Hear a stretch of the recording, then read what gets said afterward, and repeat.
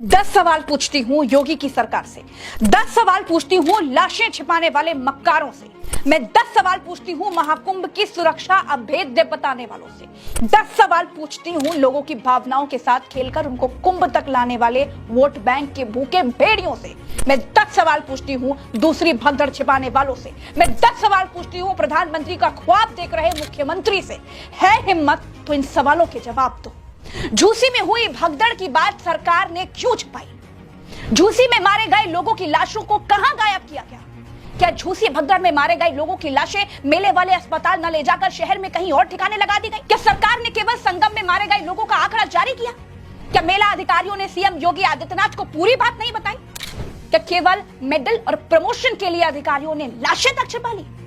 इतना समय बीत जाने के बाद भी मारे गए लोगों की सूची क्यों नहीं जारी की गई?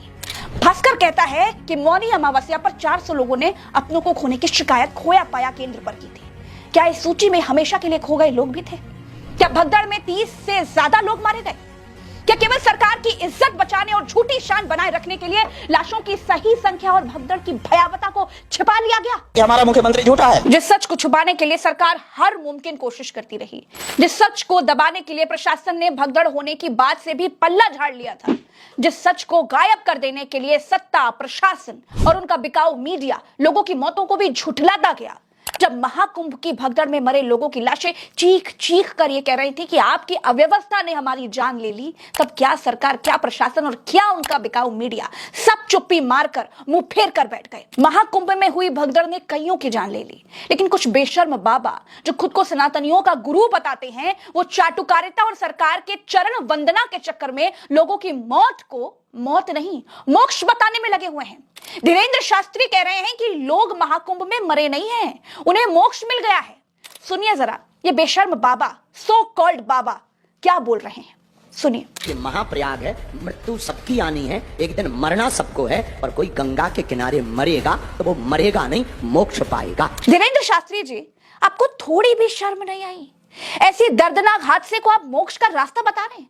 अरे इतना ही अगर आपको मोक्ष का ज्ञान है तो जाइए गंगा के किनारे खुद ले लीजिए ना मोक्ष, बड़े आए। इससे पहले ये बाबा बता रहे थे कि जो महाकुंभ नहीं गया वो देशद्रोही है। हर व्यक्ति को आना चाहिए, जो नहीं आएगा वो पछताएगा, वो देशद्रोही कहलाएगा। अब इनके कहने के अनुसार तो जो जवान हमारी आपकी रक्षा के लिए, इस देश की रक्षा के लिए सीमा पर अपनी जान की बाजी लगाए हुए खड़े, वो भी देशद्रोही हुए। खैर दोस्तों, जो प्रशासन संगम में हुई भगदड़ को नहीं मान रहा था, वो आपसे ये सच भी छुपा गया कि भगदड़ सिर्फ संगम घाट पर नहीं, झूसी इलाके में भी हुई और वहां भी कईयों की जान चली गई। अधिकारियों से जब पूछा गया कि आपने क्यों नहीं बताया कि झूसी इलाके में भी भगदड़ हुई, तो साहब बोले उन्हें तो जानकारी ही नहीं थी। साहब को यह जानकारी है कि करोड़ों लोग आएंगे, साहब को यह भी जानकारी है कि चप्पे चप्पे पर हमारी नजर है। साहब कुंभ की व्यवस्था पर खुद पीठ थपथपाते हुए नहीं थकते, लेकिन झूसी में भी भगदड़ हुई ये जानकारी नहीं थी। और जब उनको ये पता ही नहीं है कि भगदड़ हुई भी थी, तो झूसी की भगदड़ में कितने लोग मरे ये कौन बताएगा? दोस्तों, ललन टॉप के रिपोर्टर अभिनव पांडे प्रयागराज के रहने वाले हैं। उन्होंने ऐसे ऐसे सच खोल दिए जो शायद वो सामने नहीं लाते तो वहां भी मौतों पर पर्दा डाल दिया जाता। उन्होंने बताया कि एक दुकान के अंदर लोगों की लाशें पड़ी हुई थी, दुकान के बाहर लाशें पड़ी हुई थी। 2-2 दिन तक तो ट्रक सिर्फ मलबा उठाने के लिए लगे हुए थे। वहां के लोग कह रहे थे कि मौत के आंकड़ों को छुपाया जा रहा है, सही जानकारी छुपाई जा रही है, लेकिन किसी की कोई जवाबदेही नहीं है। क्या है कोई सवाल पूछने वाला कि झूसी में जो गाड़ियां मलबा भर रही थी वो कहां से आया, और जिन लोगों के सामान और कपड़ों से सड़कें पटी पड़ी थी वो लोग कहां गायब हो गए? दोस्तों, भास्कर की एक रिपोर्ट बता रही है कि 1500 लोग तो लापता हैं। उनके परिवार के लोगों को यह तक नहीं पता है कि उनके परिजन जिंदा भी हैं या फिर नहीं। लेकिन सरकार 30 लोगों की मौत का आंकड़ा बताती है। क्या झूसी में मरे लोगों की गिनती भी इन्हीं 30 लोगों में है, या इन्हें अभी तक आप गिन ही नहीं पाए हैं? कोई है सवाल पूछने वाला? जो मीडिया, जो गोदी मीडिया हिंदू हिंदू का नाम लेकर प्रोपेगेंडा चमकाता रहता है, छाती पीटता है, कहां गए वो? निकल गए इन हिंदुओं की मौत का सच? कोई पूछे या ना पूछे, मैं सवाल पूछूंगी, मैं सवाल पूछना नहीं छोड़ूंगी। इतनी मौतों के बाद भी सरकार कह रही थी कि कोई भगदड़ नहीं हुई। अरे ऐसा तो राक्षस भी नहीं करते। अभी तक तो सिर्फ विपक्ष मुख्यमंत्री योगी आदित्यनाथ से इस्तीफे की मांग कर रहा था, लेकिन अब तो साधु, सन्यासी, यहां तक कि शंकराचार्य खुद मुख्यमंत्री योगी आदित्यनाथ से इस्तीफा मांग रहे हैं। आचार्य अविमुक्तेश्वरानंद कह रहे हैं कि उन्हें लोगों के मातम का खाना खिला दिया गया, उनसे झूठ कहा गया और उन्हें बरगलाया गया। उन्होंने कहा कि हमारा मुख्यमंत्री झूठा है।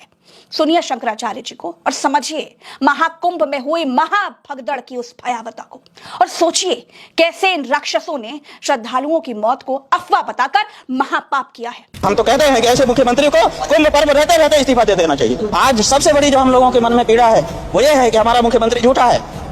वो इस बात की पीड़ा है कि वो हमारे साथ घटना घटती है, हम ही से छिपा लेता है। दोस्तों, शंकराचार्य से लेकर तमाम रिपोर्टर इस बात की तस्दीक कर रहे हैं कि मौत के आंकड़े सरकार सही नहीं बता रही है। कई रिपोर्ट्स तो ये तक कह रहे हैं कि 56 मौतों के आंकड़े हैं। आप सोचिए कैसी बेशर्मी और फरेब की सारी हदें पार करती जा रही हैं। कैसे आप लोगों से झूठ बोला जा रहा है। आपकी जान की क्या अहमियत है इन सरकारों के लिए, इसी से अंदाजा लगा लीजिए कि आपकी मदद के लिए सरकार आगे आने के बजाय सरकार और प्रशासन आपके अपनों की मौत को छुपा लेने में ही अपनी सबसे बड़ी उपलब्धि समझ रहा है। अभी भी वक्त है, संभल जाइए दोस्तों। नमस्कार।